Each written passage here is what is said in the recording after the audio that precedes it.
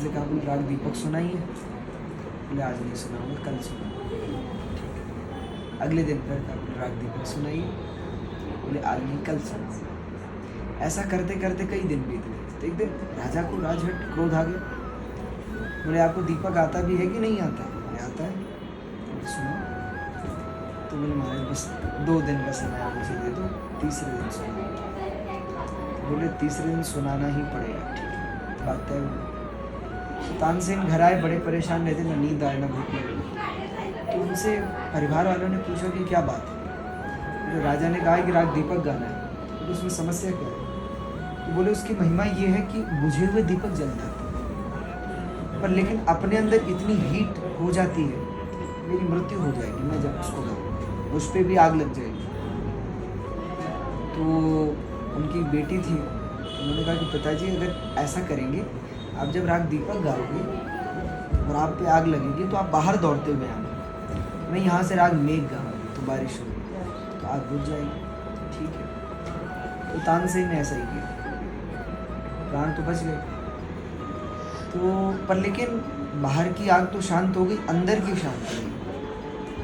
तो शाम को एक दिन अकेले जंगल में घूमने के लिए निकले, और जब जंगल में घूमने को निकले तो उन्होंने देखा कि कुछ स्त्रियां रात के समय घास काट रही और वो गा रही थी, और वो गा रही थी राग मेघमला। और उन्होंने जब गाया तो एक तो भयंकर वर्षा हो गई, और तानसेन को हृदय की सब विपत्ति कष्ट मिट गया, बिल्कुल शांत हो गया। तो वो उनके पास आए, उनके पैरों में गिरे कि मैं इतना बड़ा संगीतज्ञ हूँ, मुझे इतना अच्छा नहीं आता, आप कैसे? तो बोले हम पे सूरदास जी की कृपा है, हरिदास जी की कृपा है। अच्छा, बहुत अच्छा गाते हैं। अरे बोले वो तो बस क्या करें। तो तानसेन ने विचार किया कि मैं जाऊंगा, उनके पास पढ़ूंगा, उनसे संगीत सीखूंगा। तो स्वामी जी के पास आ गए ब्रजमंडल में। तो हरिदास जी में ये सामर्थ्य था कि वो जिसकी तरफ देख के मुस्कुरा देते थे, उसको सब राग सिद्ध हो जाते, ऐसी प्रसन्नता थी। तानसेन को सिखाया भी। एक दिन उसके बाद फिर अकबर के दरबार में तानसेन ने गाया। तो अकबर ने कहा कि क्या कोई ऐसा होगा जो आपसे अच्छा गाता है? बोले केवल एक। कौन? बोले मेरे गुरु। बोले आप कितना अच्छा गाते हैं? बोले बस ये मान लीजिए कि अगर मैं बूंद हूँ तो वो समुद्र है, बस इतनी सी बात। तो अकबर ने कहा कि उनको बुलाओ, जो व्यवस्था होगी हम करेंगे, वो गाएं हम सुनें। अरे बोले वो ऐसे नहीं गाते। तो उनके पास चलते, बोले वो वैसे भी नहीं सुनाते, केवल ठाकुर जी को सुनाते हैं और किसी के लिए नहीं गाते। पर एक काम हो सकता है, आप यदि हमारे सेवक बन के चलें तो कुछ बात बन सकती है। तो तानसेन के सेवक बन के अकबर चले, ब्रज में पहुँचे, स्वामी जी की कुटिया के बाहर अकबर को खड़ा कर दिया, अंदर नहीं आना, बाहर खड़े रहना, बाहर से सुनिए। तानसेन अंदर गए तो तानसेन ने कहा कि मैं आपके ठाकुर जी के लिए कुछ गाना चाहता हूँ, गाओ। तो ठाकुर जी के लिए गाया, तो जानबूझ करके तानसेन ने गलती कर दी गायन में। तो अब कोई योग्य शिष्य की गलती गुरु नहीं देख सकता। तो स्वामी जी ने कहा ऐसे नहीं, और फिर उन्होंने गाया। अकबर बाहर खड़ा था, वो मूर्छित हो गया सुन करके, फिर उठा, अंदर आया। तो राजा का स्वभाव होता है, अंदर आया, तालियां बजाने लगा, बहुत अच्छा गाया। तो वो समझ गए कि कोई सिपाही नहीं है, कोई और है।